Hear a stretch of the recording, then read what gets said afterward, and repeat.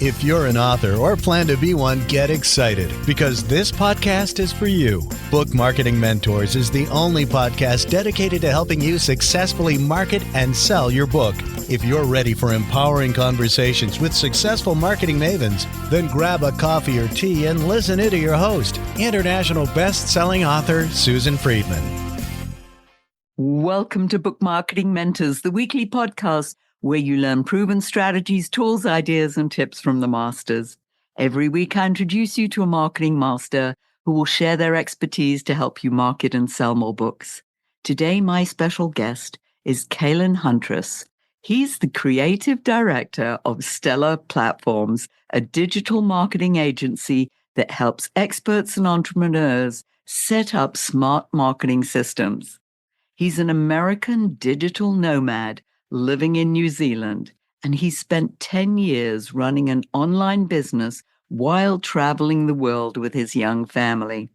Caelan is a dynamic speaker, trainer, and business coach who combines his skills and a theatrical performer and technical geek to make compelling virtual experiences.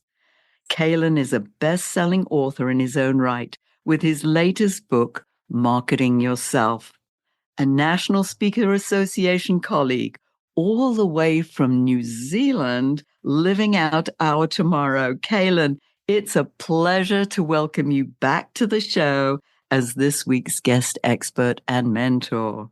Thanks, Susan. I'm looking forward to this conversation. I remember last time I was telling you we spoke and we talked about testimonials, and that was a great interview. But this week we are going to focus on marketing because I know it's something that our listeners would love to love and love to know how to do better. And now you've written this incredible book, Marketing Yourself. And something that stood out for me, Caelan, in the book, and I mentioned this to you before the show, was phrase that you put together: marketing is risky if not done well. I would love you to elaborate on that. Yeah, that sounds great. Marketing can feel like you're playing the slot machines. You throw a whole bunch of money at it and you hope you get some results.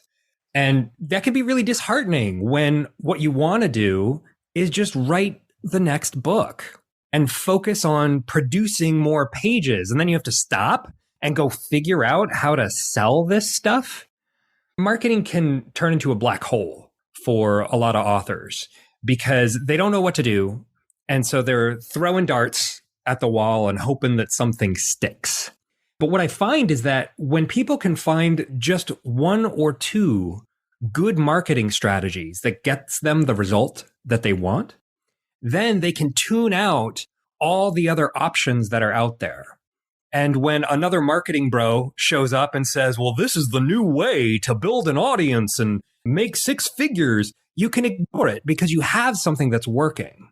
But the risk, Susan, is that if what you're doing isn't working, then you're open to try whatever somebody else says because you don't know what's going to work. And so somebody says, hey, well, you should try this new technique, and you jump in and you try it. And before you know it, you've wasted another 3 months and thousands of dollars, and you still haven't increased your audience. And so that's why I say it's risky if it's not done well, is it can gobble up your time and your money. That's why it's so important to find something that works.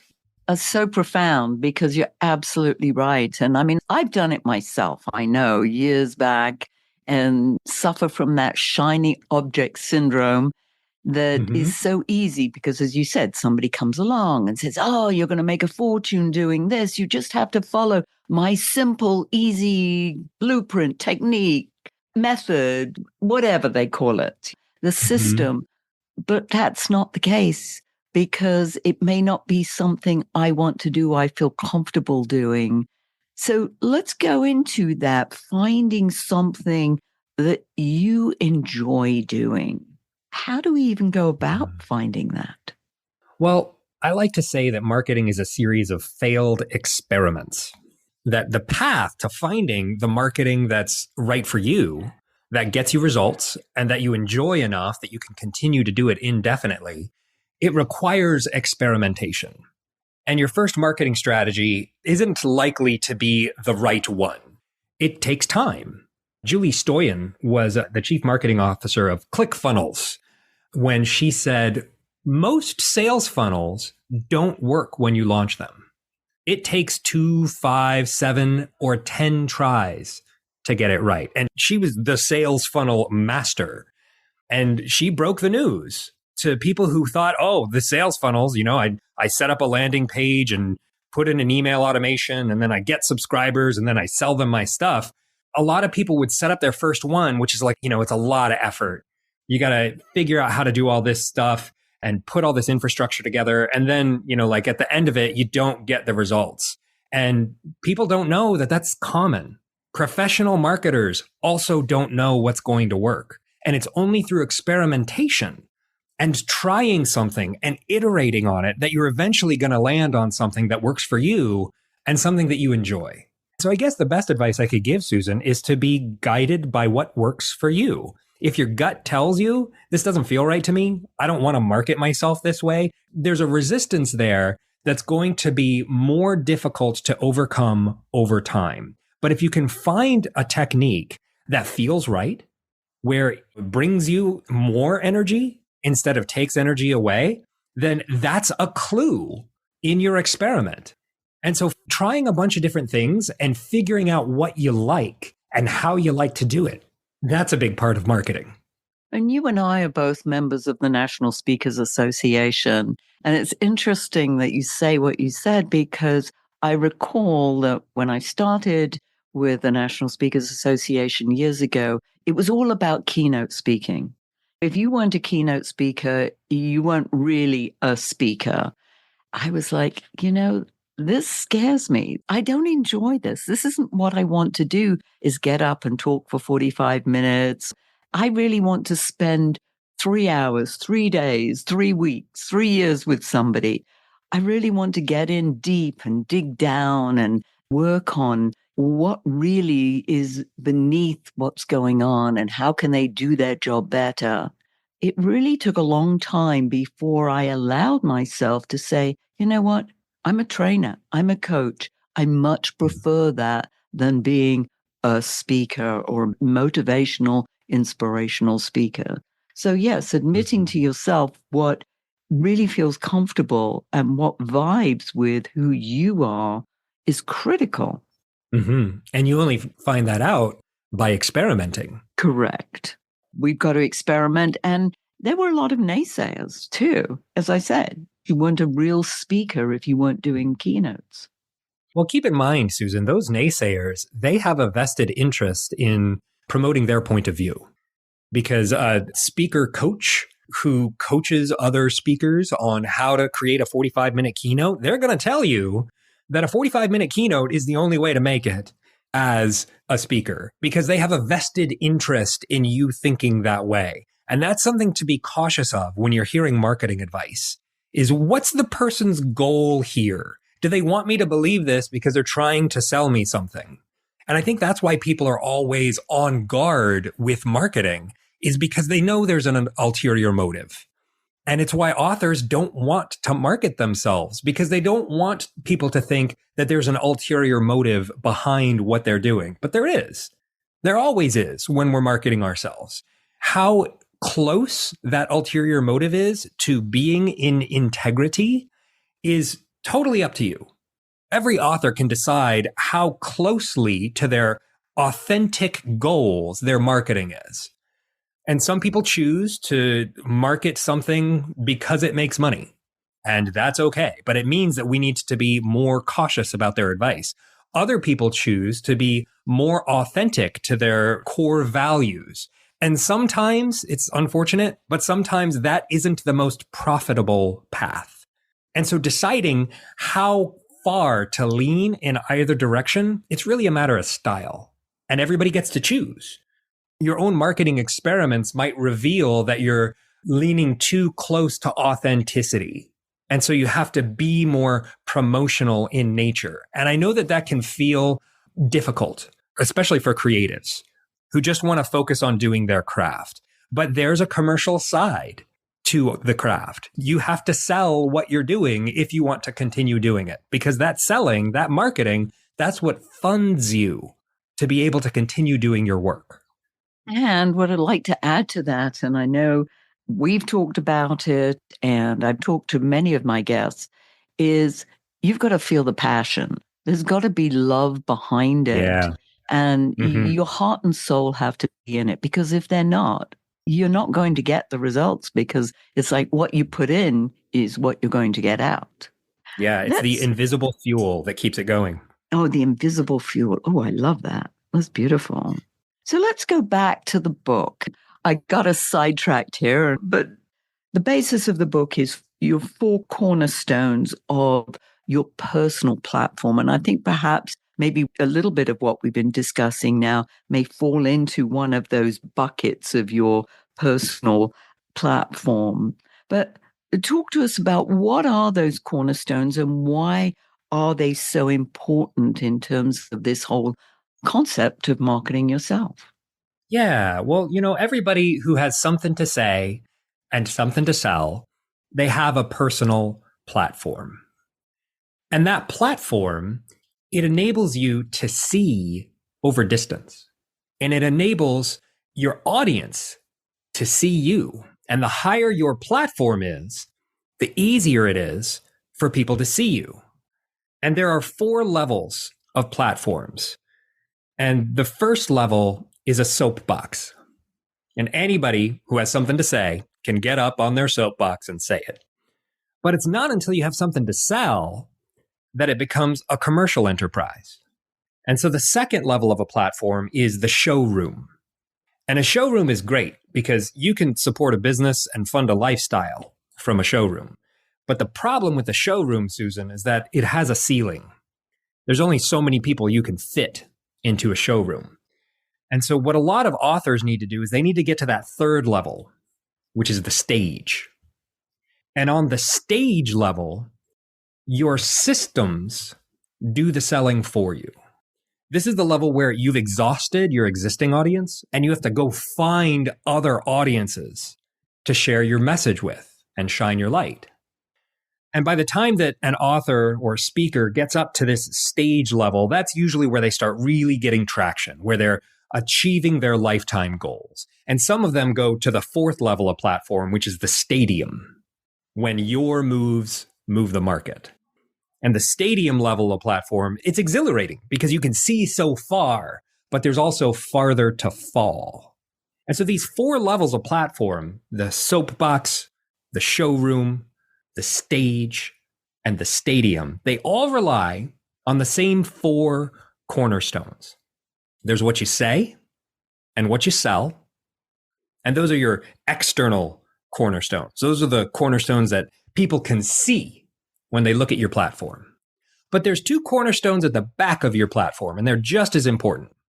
And that's your strategy and your systems. And if any one of these cornerstones is weak or is lower than the others, then your platform is always going to be leaning in that direction. That one cornerstone is always going to be dominating your attention. And so I'm sure your listeners can identify right now which one of these 4 cornerstones is always giving them the most grief. It might be what they say because they don't have their messaging right. It might be what they sell because they're not making as much money as they want to. It might be their strategy because they can't figure out how they fit into the marketplace. Or it might be their systems because they can't automate the things they want to. And when I'm working with a client, Susan, I often recommend that we focus on the weakest cornerstone first. Because if you can get that cornerstone up to the level of all the others, then your platform gets stability. You can stand firmly on your platform and you're not going to slide off to one side again and again and again. And if you want to elevate your platform and go through the levels from the soapbox to the showroom, from the stage to the stadium, the process is the same. You build up your cornerstones. You can spend 3 months focusing on your strategy, build that cornerstone up higher, and spend 3 months working on your systems and get that cornerstone higher. And if you spend 3 months on each cornerstone within a year, your platform can elevate to the next level. And so the way I organize my book, Marketing Yourself, is I focus on all 4 of those cornerstones. The book isn't, you don't have to read it from beginning to end. It's more like a choose your own adventure style book. You can say, I'm really not firm on my positioning. I don't know what I should say. And there's 4 chapters on the positioning cornerstone that you can read through. If your strategy is weak, you can just skip ahead to one of the strategy chapters. And I have 4 chapters for each of these 4 cornerstones. And that's the 16 chapters that makes up my book, Marketing Yourself. That's brilliant. And I love it. I mean, you're demonstrating each one of them as you go. I know for me, and I've talked to you about it, that my weakest link are my systems. Anytime somebody says, well, here's a system you should use, I'm like, yes, and I'd like to make it mine. So I try and reinvent the wheel. Have you seen that done a few times? All the time. It's actually the most common deficiency with authors and speakers, Susan, is the systems cornerstone, which is one of the reasons why I work so well with authors and speakers. Because while I'm also an author and speaker myself, I'm primarily a systems guy. I'm a digital nerd, and figuring out the email automation sequences to hook into a CRM and a website form, I love that stuff. And so I've partnered with Hall of Fame speakers and best-selling authors as their back-end marketing guy. With my digital marketing agency, Stellar Platforms, I often help authors and speakers figure out the systems that enable them to just focus on sharing their message so that they can do the work that they want to do and outsource the technical work that they don't like to somebody like me. That's a brilliant strategy. I love your strategy and your positioning. Thanks. I mean, all the things that you say. This is your stadium then. No, I'm not at the stadium level. I'd say I'm at the stage because my own newsletter list is not enough to sustain my business. I have to go find other people's audiences to share my message with, like I'm doing here. I do a lot of podcast interviews. I give free workshops to group coaching programs that have a membership of authors, coaches, and speakers. I like the stage level. The stadium level, I've worked with a number of stadium level platforms before. And usually they have to have a team that's large enough to sustain the level of activity that they produce. And I don't know if I'd be comfortable at the stadium level. I've seen, the challenges and difficulties of all 4 of these levels. And the stadium is like, imagine being on top of a mountain. The wind that you face on top of a mountain, that's kind of what happens with the stadium. You're facing such velocity in front of you that you have to be strong and firm because it can blow you right off if you're not careful. And I might get to that level for a time, but I don't know if I would choose to stay there. I like the stage level myself. Yeah, I would agree with you. It scares me. Yeah, I don't want to be in that position. I never have. I think that's part of, why I've built myself my little niche and I'm happy playing in that sandbox. Let's talk about mistakes because we all make them. And I know that you've witnessed so many that authors, entrepreneurs, speakers, coaches, trainers have made. Let's talk about 1 or 2 of the big common ones that you see. Well, I'd say the biggest mistake that people make, Susan, is they see somebody using a tactic and they think that'll work for me. And they jump in and they try that tactic and it doesn't work. And so they see somebody else using a different tactic and they jump to that one and they try that. And it's really common for people to jump from technique to technique. But what they don't know is a lot of times when somebody tries a technique, they're experimenting. They don't know if it's going to work either. I got big into webinars in 2019, which was great timing because when the pandemic hit in 2020, webinars suddenly became the only way that people could gather. And so the pandemic was actually very good to me because I had acquired all this expertise in virtual events. And so I taught certification courses to other public speakers about how to give better virtual presentations. And that worked great for a while. And then the pandemic ended and people started getting in person again and it stopped working. And just as it stopped working, I saw a lot of people launching their new webinar funnels and holding virtual masterclasses. And they said, why isn't anybody showing up? And it's because the market had changed. There were a lot of people like me, I contributed to this problem, who said, wow, webinars are really great. You can work from home, do everything from your own home office and have dozens or hundreds of people come to your events. And while it worked, it was great. But then the market changed. However, there were a lot of people who still heard all those stale messages and said, boy, I'm going to try that. And they had a failed experiment. And so I'd say this is the biggest mistake I see, Susan, is that people take internet advice that has gone stale. What worked 2 years ago and has great SEO because it's been 2 years on somebody's website, that article that you're reading, that might no longer be relevant. And so that's the biggest mistake I see is somebody taking old advice that isn't working in the marketplace right now. And you say that as I'm about to launch a masterclass. Well, it doesn't mean it can't work. I know. But it just means that it has to be done differently, that we can't get the dozens of new people that we used to get to every event. Now it's harder. It's more difficult. And I totally acknowledge that because you hear the conversions and the number of people who sign up versus the number of people who show up. That percentage is definitely going down. And I'm very realistic about expectations there.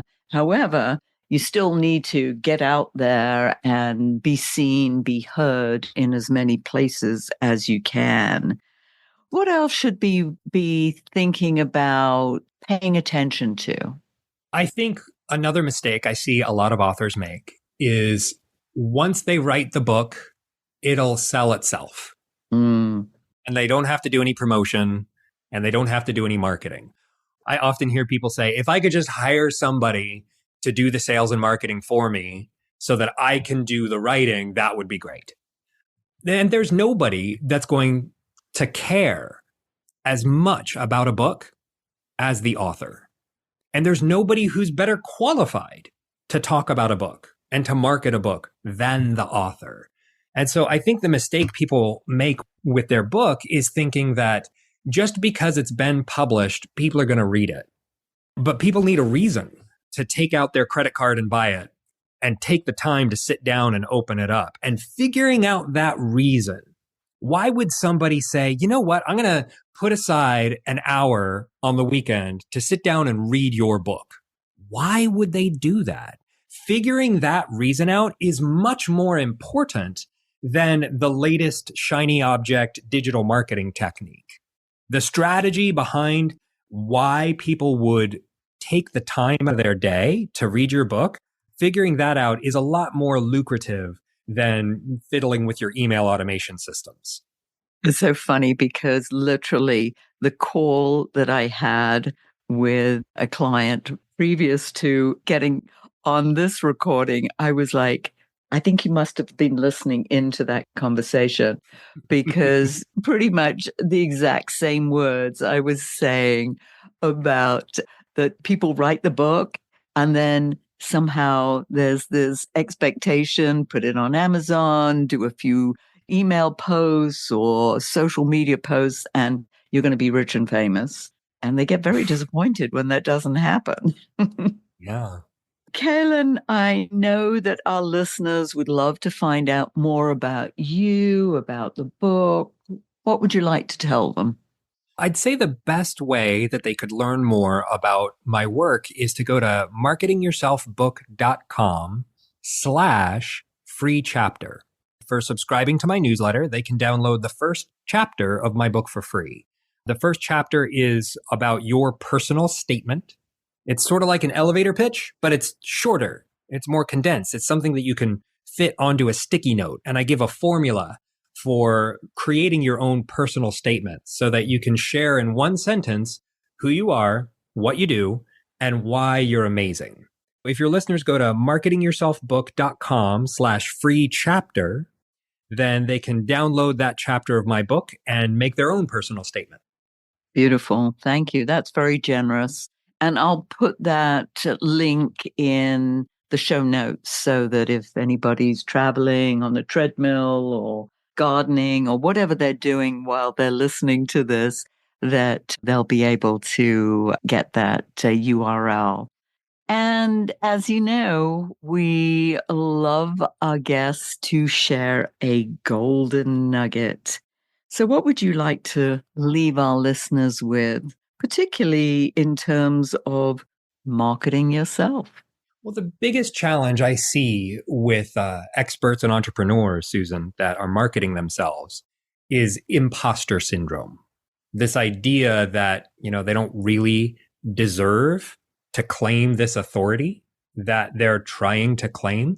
And the golden nugget I think I'd like to share is that everybody who has done anything worthwhile faces imposter syndrome. John Steinbeck once said, "I'm not a writer. I've been fooling myself and other people." Maya Angelou, after winning 3 Emmys and the National Book Award, she said, "After my 11th book, I thought, they're going to find me out. I've run a game on everybody and they're going to find me out now." Even Albert Einstein said that he was very uncomfortable with the exaggerated esteem which his life work was held and felt compelled to think of himself as an involuntary swindler. So if you feel imposter syndrome, I want you to know you're in good company. Very good company. I believe Oprah said it, Meryl Streep, Tom Hanks. I think the higher you get in terms of your own celebrity status, that there's this time where you suddenly think, is this really me? Oh, that's great wisdom. And thank you for sharing all this great wisdom. I think there's a lot more. I believe we're going to have another podcast interview if you're willing, because I think we need to dig deeper into some of these concepts, some of the systems, the strategies that would work for our authors. In the meantime, they'll go to your URL and find out more. So thank you. And listeners, if your book isn't selling the way you wanted or expected to, let's you and I jump on a quick call together to brainstorm ways to ramp up those sales, because you've invested a whole lot of time, money, and energy, and it's time you got the return you were hoping for. Go to brainstormwithsusan.com to schedule your free call. And in the meantime, I hope this powerful interview sparks some ideas you can use to sell more books. Until next week, here's wishing you much book and author marketing success.